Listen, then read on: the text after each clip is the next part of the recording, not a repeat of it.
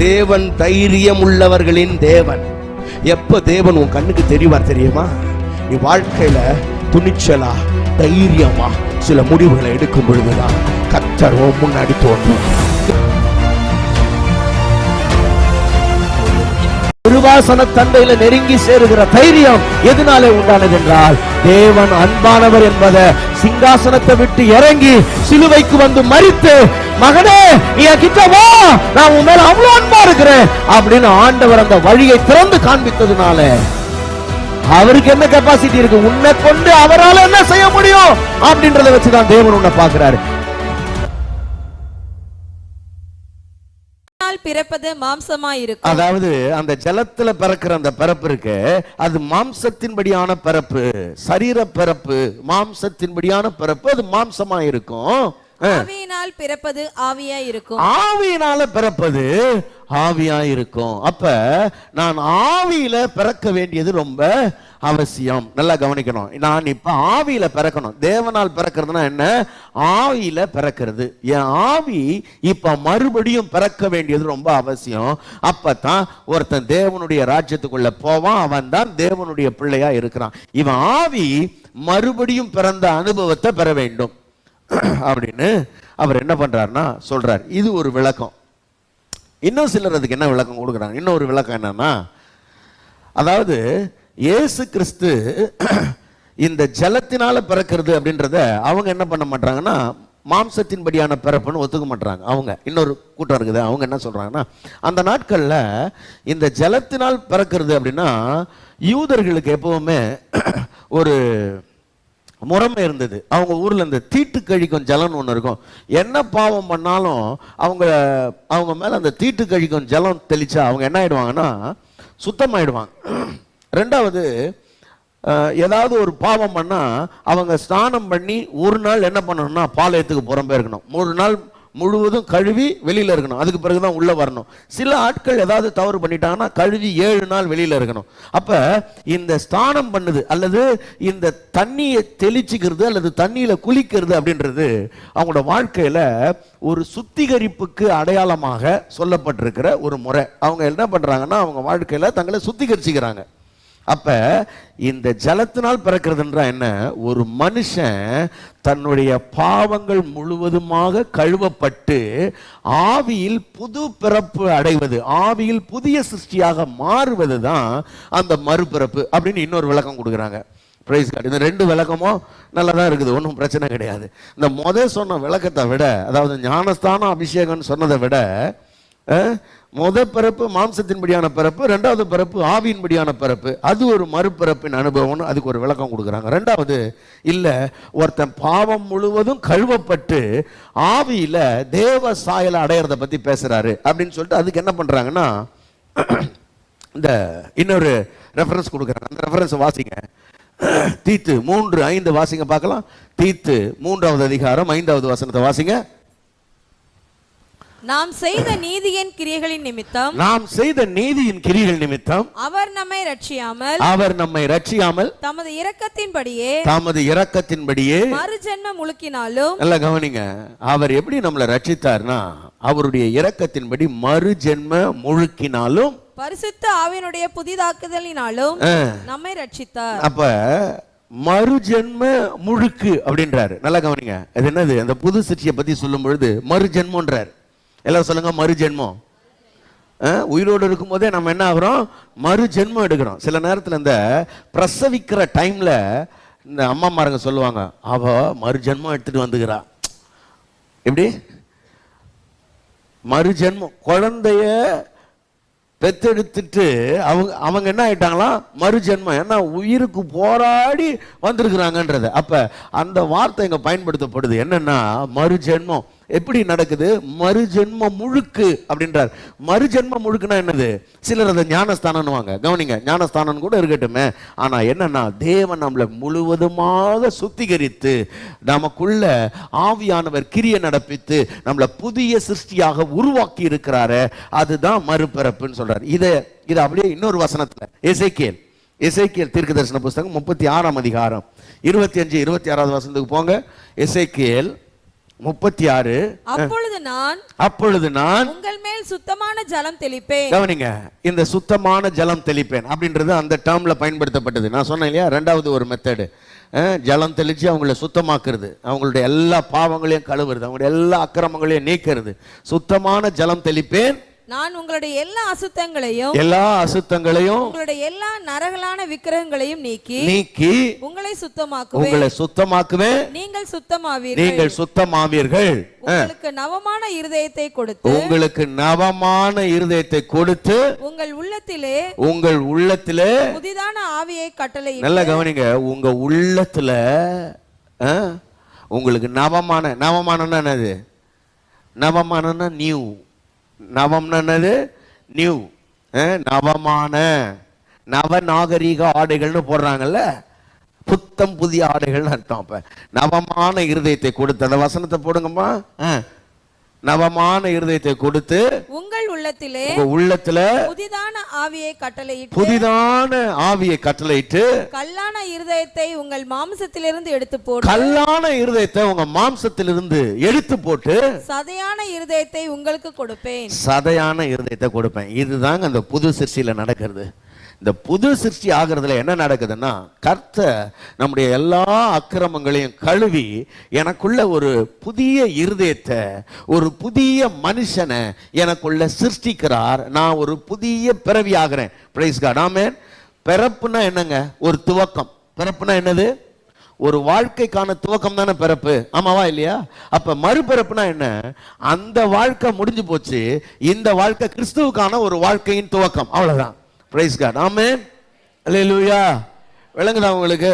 அப்ப ஒரு வாழ்க்கை, புதிய வாழ்க்கையை தேவன் என்ன பண்றாருன்னா உங்களுக்கு துவங்குறார். இந்த வாழ்க்கை தேவனுக்கான வாழ்க்கையாக அது இருக்கிறது. அப்ப அதுதான் மறுபிறப்பு. நீங்க மறுபிறப்பு அடைஞ்சிட்டீங்கன்னா நீங்க உங்களுக்காக வாழ மாட்டீங்க, நீங்க தேவனுக்காக வாழ்வீங்க. அவங்க தான் தேவனுடைய பிள்ளைகள். விளங்குச்சா உங்களுக்கு? பிரைஸ் கார்டு இப்ப பக்கத்துல பார்த்து கேளுங்க, மறுபடி பிறந்தீங்களா?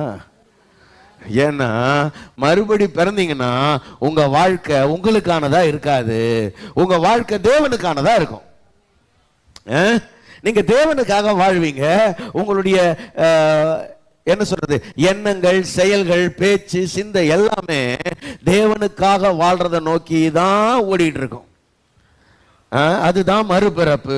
அப்ப தேவனுடைய சாயலாக இருக்கிற புதிய மனுஷனை தரித்து கொண்டீர்களே அப்படின்னு கேட்கிறார் பவுல். தேவனுடைய சாயலான புதிய மனுஷனை நீங்க தரிச்சுக்கிட்டீங்க, அதுக்கு பேர் தான் மறுபிறப்புன்னு சொல்றாரு. பிரைஸ் காட், ஆமென்.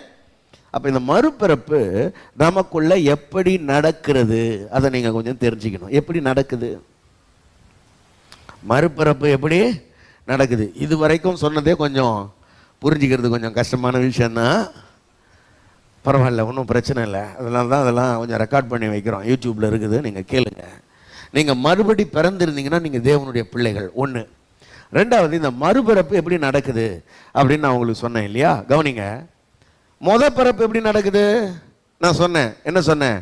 அப்பா அவரோட வித்து என்ன பண்ணுதுன்னா என்ன இந்த பூமியில பிறக்க வச்சது. இப்ப ரெண்டாவது, அவரோட வித்து எப்படி என்ன மொத பிறப்பு இந்த பூமியில பிறக்க வச்சதோ, இந்த ரெண்டாவது பிறப்புக்கு மறுபடி பிறக்கிறதுக்கு இப்ப தேவனுடைய வித்து என்ன பண்ண வைக்குதுன்னா பிறக்க வைக்குது. இப்ப மறுபடியும் 1 பேதுரு 1:23 வாங்க பார்க்கலாம். 1 பேதுரு 1:23 வாசிங்க. அழிவுள்ள வித்தினாலே அல்ல. அழிவுள்ள வித்தினாலே அல்ல. நல்லா கவனிங்க, எல்லாரும் சொல்லுங்க, அழிவுள்ள வித்து. வித்துனா விதை. இந்த அழிவுள்ள விதைன்னு யார சொல்றாருன்னா நம்ம அப்பா அம்மாவை சொல்றாரு. நம்ம அப்பா அம்மா தான் அந்த அழிவுள்ள வித்து, ஆதாம் வழியா வந்த அழிவுள்ள வித்து. அப்ப நம்ம அழிவுள்ள வித்துல முதல்ல பிறந்துட்டோம். அழிவுள்ள வித்துல பிறந்ததுனால நாம எல்லாரும் அழிவுக்குரியவர்களா இருக்கிறோம். இப்ப மறுபிறப்பு என்பது எதுல நடக்கணுமா? அழிவில்லாத வித்துல நடக்கணுமா? கவனிங்க, எதுல? என்றென்றைக்கும் நிற்கிறதும் ஜீவன் உள்ளதுமான தேவ வசனமாகிய அழிவில்லாத வித்தினால், தேவ வசனமாகிய அழிவில்லாத வித்து. அழிவில்லாத வித்தினாலே நீங்க என்ன பண்ணப்பட்டிருக்கிறீங்க? நல்லா கவனிக்கணும். எது அந்த அழிவில்லாத வித்து? என்னது சொல்லுங்க? அழிவில்லாத வித்து தேவ வசனம். தேவ வசனமாகிய அழிவில்லாத வித்து. அந்த அழிவில்லாத வித்துல என்ன இருக்குது சொல்ல மாட்டீங்களே? ஜீவன் உள்ளது. நல்லா கவனிங்க. ஜீவன் உள்ளது, என்றென்றைக்கும் நிற்கக்கூடியது. அதாவது அழிவே இல்லாதது, என்றென்றைக்கும் நிலைக்கக்கூடிய தேவனுடைய வசனம். அந்த தேவனுடைய வசனத்துக்குள்ள ஜீவன் இருக்குது. அதுதான் அழியாத வித்து. இப்ப அந்த அழியாத வித்துல நீங்க என்ன பண்றீங்க? மறுபடியும் பிறக்கிறீங்க. நல்லா கவனிக்கணும். இந்த தேவ வசனம் வேற, தேவ வசனமும் இயேசு கிறிஸ்துவும் வேற வேற இல்லை. ரொம்ப சிம்பிளா இப்ப உங்களுக்கு சொல்றேன் பாருங்க. இப்ப யோவான் 1:13 தானே படிச்சீங்க? யோவான் 1:13 படிங்க பார்க்கலாம். அவர்கள் இரத்தத்தினாலாவது நல்லா கவனிக்கணும். இரத்தத்தினாலாவது. எல்லாரும் சொல்லுங்க, இரத்தத்தினாலாவது. புருஷனுடைய சித்தத்தினாலாவது. இரத்தத்தினாலாவது அப்படின்னா பிறக்கிறீங்க இல்லையா, அழிவுள்ள வித்து. அந்த அழிவுள்ள வித்து எதன் மூலமா உற்பத்தி ஆகுது? அழிவுள்ள வித்து எதுலங்க உற்பத்தி ஆகுது? ரத்தத்திலிருந்து உற்பத்தி ஆகுது. ரத்தத்திலிருந்து உற்பத்தி ஆகுது. அது அழிவுள்ள வித்து. அழிவுள்ள வித்து ரத்தத்திலிருந்து உற்பத்தி ஆகுது. ரத்தத்தினால பிறக்கணும். அதனால வேதம் என்ன சொல்லுதுன்னா, மாம்சத்தோட உயிர் எங்க இருக்குதா? ரத்தத்தில் இருக்குது. லேவியராகமம் 17ஆம் அதிகாரம் 11வது வசனம். உயிர் ரத்தத்திலிருந்து, அப்பாவுடைய ரத்தத்திலிருந்து உயிர் எனக்கு என்ன பண்ணப்படுதுன்னா கொடுக்கப்படுது. இந்த உயிர். 2 புதிய வார்த்தை உங்களுக்கு சொல்லி கொடுக்குறேன், எழுதிக்கங்க. நீங்க பைபிள்ல சில நேரங்களில் அதை கொஞ்சம் தெரிஞ்சுக்கணும். நீங்க பைபிள்லாம் வாசிக்கும் போது இப்போ ஒரு வசனம் படிங்க, அதை படிச்சிட்டிங்கன்னா உங்களுக்கு அதை சொல்றதுக்கு புரியும். மத்தேயு 6ஆம் அதிகாரம், மத்தேயு 6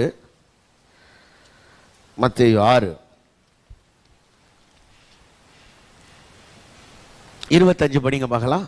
ஆகையால் எண்ணத்தை உண்போம் எண்ணத்தை குடிப்போம் என்று உங்கள் ஜீவனுக்காகவும். இந்த இடத்துல ஜீவன் போட்டிருக்குல்ல, அப்படி போடக்கூடாது. ஏன்னா இங்க ஜீவனுக்காக கவலைப்படுறது இல்லை, உயிர் வாழ்றதுக்கு. எண்ணத்தை குடிப்போம்னு எதுக்காக கவலைப்படுறாங்க? உயிர் வாழ்றதுக்காக கவலைப்படுறாங்க. அப்ப இங்க உயிர் வாழ்றதுதான் முக்கியம். ஜீவன்ற அந்த வார்த்தை இல்லை இங்க. நல்லா கவனிங்க. உயிர் அப்படின்ற வார்த்தைக்கு கிரேக்க மொழியில என்ன வார்த்தைன்னா சூச்சே. சூச்சே. சிலர் அதை சூக்கேன்னுவாங்க. சூச்சே. கவனிங்க. சூச்சே அல்லது சூக்கே. சொல்லுங்க சூக்கே. சூக்கே சொல்லுங்க. சூக்கே இல்லைன்னா சூச்சே அப்படி சொல்லுவாங்க. CHEKன்னு சொல்லுவாங்க. ஆமா, அப்படி 2 விதமா ப்ரொனவுன்ஸ் பண்ணுவாங்க. பட் சரியா அதை சொல்லணும்னா சூச்சே அப்படின்னு சொல்றது கரெக்டா இருக்கும். சூச்சே. கிரேக்க மொழியில அது. இப்போ உங்களுக்கு கிரேக்க பாடலாம் நடத்த வேணாம் நான்.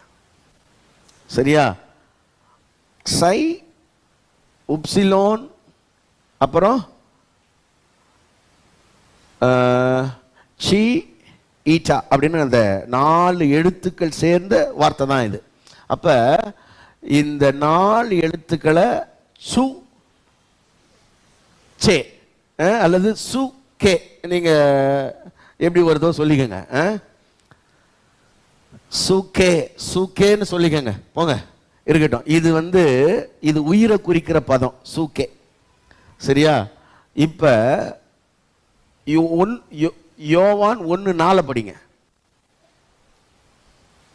யோவான் 1:4 படிங்க. அவருக்குள் ஜீவன் இருந்தது.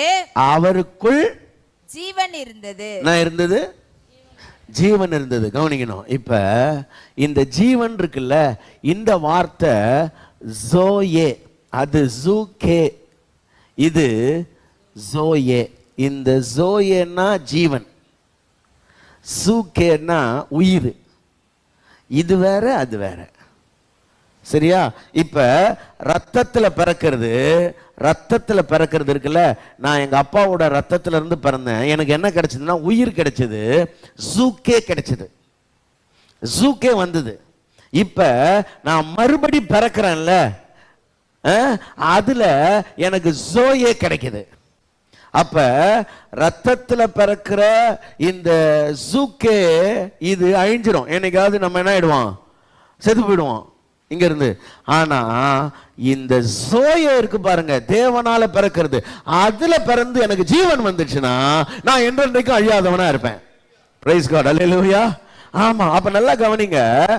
இப்ப அந்த அந்த வார்த்தை மறுபடியும் 1 பேதுரு 1:23, ஜீவனுள்ளதுமான, ஜீவனுள்ள வார்த்தை. நல்லா கவனிக்கிறீங்களா?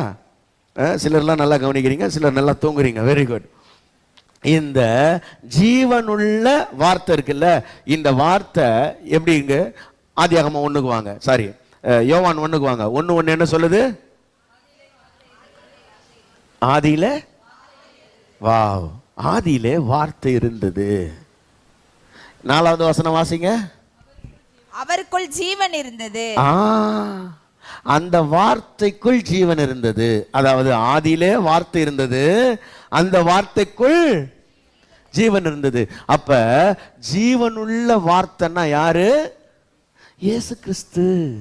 அப்ப இந்த வார்த்தைக்குள்ள, வசனமாகிய வார்த்தைக்குள்ள ஜீவன் இருக்குதுன்னா இந்த வசனம் வேற யாரும் இல்ல, கிறிஸ்து தான். அப்ப நல்லா கவனிங்க, வார்த்தைக்குள்ள ஜீவன், இயேசு கிறிஸ்து தான் ஜீவனுள்ள வார்த்தை. அப்ப ஜீவனுள்ள வார்த்தையாகிய இந்த வசனத்தை கேட்க கேட்க கேட்க எனக்குள்ள என்ன ஆகுதுன்னா ஜீவன் உண்டாகுது. இந்த வார்த்தையை கொண்டு போய் நிலமாகி உங்க இருதயத்துல விதைக்கிறாங்க. இந்த நிலம், பட்டு போன நிலம், அது என்ன சொல்றது, தரிசக்காடா கடந்த இந்த நிலம் இப்ப இந்த விதைச்ச பிறகு இந்த நிலம் என்ன ஆகுதுன்னா விளையக்கூடிய நிலமாக மாறுகிறது, அல்லது உயிர் அடைகிறது. சொல்லுங்க, உயிர் அடைகிறது. அதை எபேசியர் 2ஆம் அதிகாரத்தில் எப்படி சொல்லப்பட்டிருக்குன்னா, மரித்தவர்களாய் இருந்த நீங்கள் உயிர்ப்பிக்கப்பட்டீர்கள்னு சொல்லப்பட்டிருக்கு. அப்ப இந்த வார்த்தை எனக்குள்ள என்ன பண்ணுதுன்னா ஒரு ஜீவனை கொடுக்கிறது. அல்லேலூயா. அந்த ஜீவன் எனக்குள்ள வந்த உடனே அது மனுஷருக்கு என்னவாயிடுது? ஒளியாகி விடுகிறது. அது மனுஷருக்கு ஒளியா இருக்கிறது. இப்ப ஒளி எனக்குள்ள வந்த உடனே நல்லா கவனிங்க, இப்ப எனக்கு வாழ்க்கையில ரொம்ப தெளிவா நிறைய விஷயங்கள் புரியுது. என் வாழ்க்கை இப்ப வெளிச்சத்துக்குள்ள வந்துருச்சு. ஒரு காலத்துல நல்லது எது கெட்டது எதுன்னே எனக்கு தெரியாம இருந்தது. இப்ப நான் மறுபடி பிறந்த உடனே நல்லது எது கெட்டது எதுன்னு எனக்கு தெளிவா தெரியுது. பிரைஸ் காட், அல்லேலூயா. ஆமா, இப்ப எனக்குள்ள ஒளி வந்துட்டது. நல்லது எது கெட்டது எதுன்னு என்னால பகுத்து பார்க்க முடியுது. ஒரு காலத்துல கெட்டதே செஞ்சா கூட அது கெட்டதெல்லாம் எனக்கு தெரியாது, கண்மூடித்தனமா போயிட்டே இருந்தேன். இப்போ நான் இப்ப வெளிச்சத்திடத்தில் வந்த உடனே ஜீவன் உள்ளவனா மாறிட்டதுனால நல்லது எது கெட்டது எதுன்னு தெளிவா தெரியுது. இப்போ என் வாழ்க்கையில இதுக்கப்புறம் எப்படி வாழ போறேன்னா நல்லதை நோக்கி ஓட போறேன். கெட்டது செய்யறதுக்கு இந்த உலகம் என்னை இழுக்க இழுக்க இழுக்க, நல்லா கவனிங்க, கெட்டது என் வாழ்க்கைக்குள்ள இருக்குது. ஏன்னா நான் இந்த உலகத்துல இருக்கிறேன், இந்த பாவ சரீரத்தில் இருக்கிறேன். கெட்டது என்னை இழுக்க இழுக்க நான் என்ன பண்ணணும்னா ஒவ்வொரு நாளும் ஆண்டவரே இந்த நன்மையான பாதையில் என்ன நடத்துங்க, வெளிச்சத்தின் பாதையில் என்ன நடத்துங்க, நீதியின் பாதையில் என்ன நடத்துங்கன்னு தேவனிடத்துல ஒப்பு கொடுத்து இந்த நீதியின் பாதையில வாழ்றதுக்கு என்னை அர்ப்பணிச்சு இதை நோக்கி பயணிக்க போறேன். அதுதான் மறுபடி பிறந்தவனுடைய அனுபவம். அல்லேலூயா. ஆமா, அப்ப நான் உங்களை கேட்கிறேன், நீங்க எல்லாரும் மறுபடி பிறந்திருக்கீங்களா? உங்க ஆவியில புதிய ஜீவன் உண்டாயிருக்கா? உங்க ஆவியில தேவ சாயல் உண்டாயிருக்கா? நீங்க எல்லாம் தேவனுடைய சாயலான பிள்ளைகள் தானா? அப்ப நீங்க தான் சுதந்திரவாளிகள். அல்லேலூயா. இல்ல, இன்னும் ஒரே ஒரு முக்கியமான விஷயத்த சொல்லிடுறேன். ஏன்னா அந்த வார்த்தையை மறுபடியும் பதிங்க. 1:13, யோவான் 1:13. அங்கே போங்க, திரும்பவும். அவர்கள் இரத்தத்தினாலாவது மாம்ச சித்தத்தினாலாவது புருஷனுடைய சித்தத்தினாலாவது பிறவாமல் தேவனாலே பிறந்தவர்கள். தேவனாலே. கவனிக்கணும். இப்ப உங்களை ஒரு கேள்வி கேட்கிறேன். நீங்க பிறக்கிறீங்கல்ல, நீங்க பிறந்தீங்கல்ல உங்க அப்பா அம்மாவுக்கு, நீங்க என்ன பண்ணீங்க? உங்க அப்பா அம்மாவுக்கு நீங்க பிள்ளையா பிறக்கிறதுக்கு நீங்க என்ன பண்ணீங்க?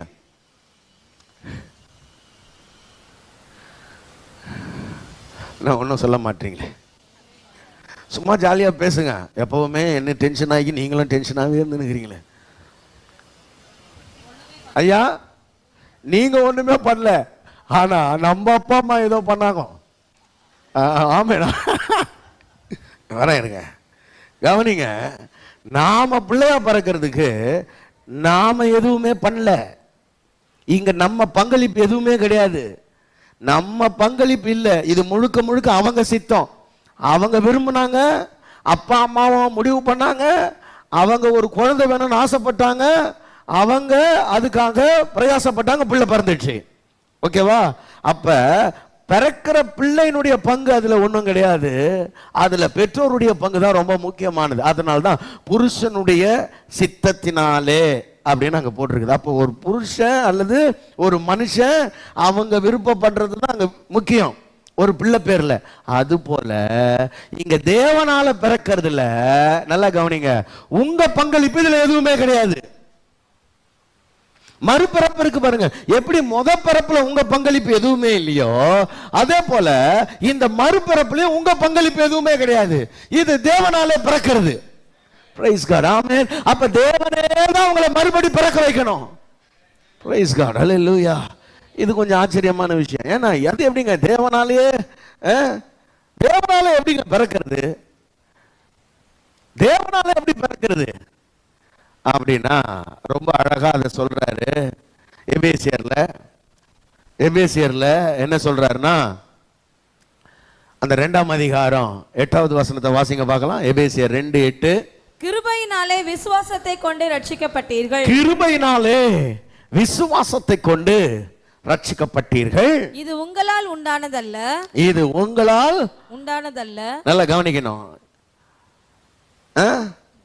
நான் எப்படியெல்லாம் ஜெபம் பண்ண தெரியுமா? முட்டி மோதி ஜெபம் பண்ணி நான் ரட்சிக்கப்பட்டேன் கிடையாது. நான் ஃபாஸ்டிங் இருந்து ரட்சிக்கப்பட்டேன் கிடையாது. நான் ஒழுங்கா சர்ச்சுக்கு போனேன் பிரதர், ஆண்டவர் என்ன ரட்சித்துட்டார் கிடையாது. காணிக்கெல்லாம் கரெக்டா கொடுத்தேன் பிரதர், அதனால என்ன ரட்சித்துட்டாரு கிடையாது. இது முழுக்க முழுக்க கிருபையினாலே உண்டானது. அல்லேலூயா. அதனால வேதம் ரொம்ப அழகா சொல்றது, மாம்சமான ஒருவனும் தனக்கு முன்பாக மேன்மை பாராட்டாதபடிக்கு இது கிருபையினால் உண்டானது. அப்படின்னா என்ன அர்த்தம்? ஆண்டவர் என்ன பண்றாருன்னா இந்த ரட்சிப்பை உங்களுக்கு இலவசமாய் தருகிறார். எப்படி கவனிங்க, முதல்ல ரட்சிப்பை கிருபையா கிறிஸ்துவின் மூலமா வெளிப்படுத்திட்டார். இந்த உலகத்துல கிறிஸ்துவ அனுப்பி தேவன் தன்னுடைய கிருபை என்ன பண்ணிட்டாரு? விளங்க பண்ணிட்டார். ஒண்ணு. ரெண்டாவது, உங்களை அந்த ரட்சிப்புக்காக ஆண்டவர் முன் குறித்தார், ஆண்டவர் உங்களை அழைத்தார். கவனிங்க, அந்த வசனங்களை ஆண்டவர் உங்களுக்கு போதித்தார், யாரோ ஒருத்தர் மூலமா வசனங்களை கேட்கும்படி செய்தார். ரெண்டாவது, உங்களுக்குள்ள விசுவாசத்தை அவரே துவங்கினார். விளங்குதா? விசுவாசத்தை துவக்குகிறவர்னு வேதம் சொல்லுது. இப்ப கொடுக்கிற கிருபைய விசுவாசிக்கிறதுக்கான விசுவாசத்தை அவரே உண்டு பண்ணினார். இப்ப விசுவாசித்து நீங்க என்ன ஆயிட்டீங்க? ரட்சிக்கப்பட்டீங்க. அப்ப இது உங்களால் உண்டானது அல்ல, இது தேவனுடைய ஈவு. அப்ப மறுபடி நீங்க பிறந்தீங்கன்னா அதுக்கு பின்னாடி தேவன் தான் முழுக்க முழுக்க காரணமா இருக்கிறார். நாம ரட்சிக்கப்படல, தேவனே நம்மை ரட்சித்தார். அதனால அதை வேதம் எப்படி சொல்லுதுன்னா, நீங்கள் என்னை தெரிந்து கொள்ளவில்லை, நான் உங்களை தெரிந்து கொண்டேன். எந்த ஒரு மனுஷனோ சுய கிரியையினால ரட்சிக்கப்பட முடியாது. எந்த புண்ணிய காரியங்கள் செய்தோ நற்கிரியைகள் செய்தோ ஒருத்தன் என்ன பண்ண முடியாது? ரட்சிக்கப்படவே முடியாது. தான தர்மங்கள் செய்து காணிக்கைகள் கொடுத்து பரிசுத்தமா வாழ்ந்து நான் ரொம்ப நல்லவங்க, நான் யாரு வம்பு தும்புக்கும் போகாதவங்க ரட்சிக்கப்பட முடியாது. நீ எந்த வம்பு தும்புக்கு போனாலும் சரி போனாலும் சரி, அதனாலலாம் ரட்சிப்பு உண்டாகிறது இல்லை. ரட்சிப்பு முழுக்க முழுக்க கிருபையினால் உண்டாகிறது. நீங்கள் தேவனாலே பிறந்தவர்கள். அந்த விசுவாசம் உங்களுக்கு இருந்ததுனா தான் நீங்க தேவனுடைய பிள்ளைகள் முதல்ல. அல்லேலூயா. அப்ப நல்லா கவனிங்க, 3 விஷயத்தை தெளிவாக்கிடுங்க. ஒன்று, நீங்க மறுபடி பிறந்திருக்கிறீங்களா அப்படின்றத பாருங்க. ஏன்னா நீங்க மறுபடி பிறந்து புதிய ஜீவன் உள்ளவர்களாய் தேவனுடைய சாயலுக்கு ஒப்பான புதிய மனுஷனை தரித்து கொண்டவர்களாய் இருப்பீர்களானால் நீங்கள் தேவனுடைய பிள்ளைகள், அதுல சந்தேகமே கிடையாது. ஆக அந்த அந்த எண்ணம் உங்களுக்கு உண்டாயிருக்குதா பாருங்க, அந்த உள் உணர்வு உங்களுக்கு உண்டாயிருக்குதா பாருங்க முதல்ல. ரெண்டாவது முக்கியமான விஷயம் என்னன்னா, இந்த அப்படி ஒரு உணர்வே எங்களுக்கு அப்படியெல்லாம் ஒன்றும் தெரியலையா எங்களுக்கு அப்படின்னா நீங்க இன்னும் ரட்சிக்கப்படவே இல்லைன்னு அர்த்தம். எங்களுக்கு அப்படி ஒரு காரியமே எங்களுக்கு தெரியலையே, எங்கள் பாவமெல்லாம் மன்னிக்கப்பட்டுதான்னு கூட எங்களுக்கு தெரியல, நாங்கள் தேவனுடைய பிள்ளைகளாக இருக்கிறோம்ன்ற ஒரு நம்பிக்கை இல்லை அப்படின்னா நீங்கள் ரட்சிக்கப்பட வேண்டியது அவசியமாக இருக்கிறது. 2, 3வது முக்கியமான விஷயம் என்னன்னா, சில ஆட்கள் என்ன நினைக்கிறாங்கன்னா, கவனிங்க, இது ரொம்ப முக்கியமானது.